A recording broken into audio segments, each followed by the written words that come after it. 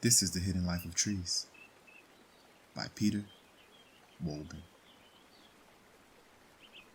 We're in Chapter 10, The Mysteries of Moving Water.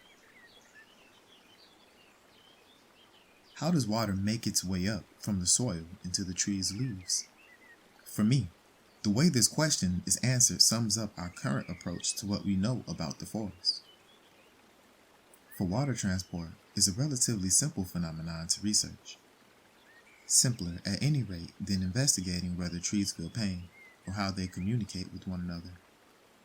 And because it appears to be so uninteresting and obvious, university professors have been offering simplistic explanations for decades.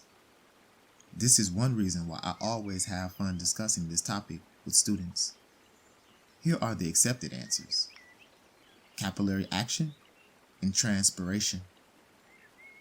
You can study capillary action every morning at breakfast. Capillary action is what makes the surface of your coffee stand a few fractions of an inch higher than the edge of your cup.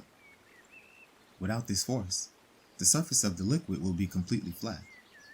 The more narrow the vessel, the higher the liquid can rise against gravity. And the vessels that transport water in deciduous trees are very narrow indeed. They measure barely 0.02 inches across. Conifers restrict the diameter of their vessels even more, to 0.0008 inches.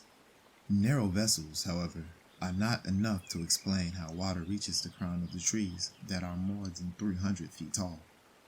In even the narrowest of vessels, there is only enough force to account for a rise of 3 feet at most. But we have another candidate: transpiration. In the warmer part of the year, leaves and needles transpire by steadily breathing out water vapor. In the case of a mature beech, the tree exhales hundreds of gallons of water a day. This exhalation causes suction, which pulls a constant supply of water up through the transportation pathways in the tree. Suction works as long as the columns of water are continuous. Bonding forces cause the water molecules to adhere to each other. And because they are strung together like links in a chain, as soon as space becomes available in the leaf, thanks to transpiration, the bonded molecules pull each other a little higher up the trunk. And because even that is not enough, osmosis also comes into play. When the concentration of sugar in one cell is higher than the neighboring cell, water flows through the cell walls into the more sugary solution until both cells contain the same percentage of water. And when that happens from cell to cell up into the crown, water makes its way up to the top of the tree. When you measure water pressure in trees, you find it highest shortly before the leaves open up in the spring. At this time of year, water shoots up the trunk with such force that if you place a stethoscope against the tree, you can actually hear it. In the northeastern US and Canada, people make use of this phenomenon to harvest syrup from sugar maples, which are often tapped just as the snow is melting. This is the only time of the year when the coveted sap can be harvested. This early in the year, there are no leaves on the deciduous trees, which means there can be no transpiration. And capillary action can be only a partial contributor because the aforementioned rise of 3 feet is hardly worth mentioning.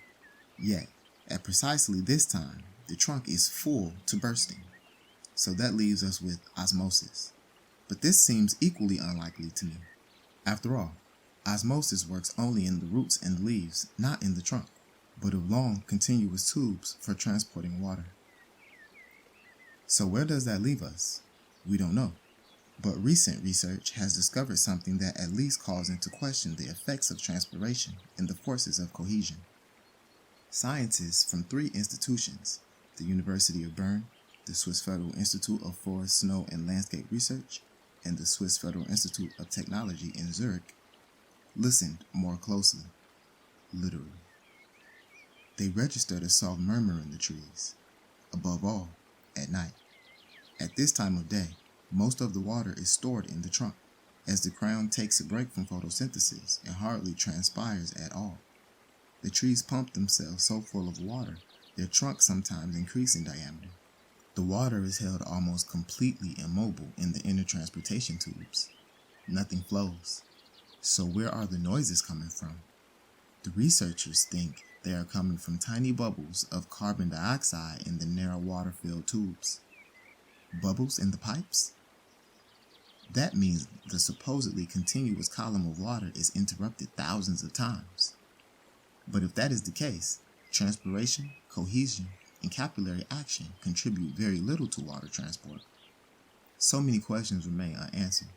Perhaps we are poorer for having lost a possible explanation, or richer for having gained a mystery.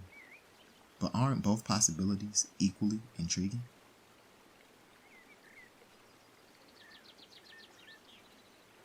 That's the end of chapter 10. The next time we'll be going into chapter 11, Trees Aging Gracefully.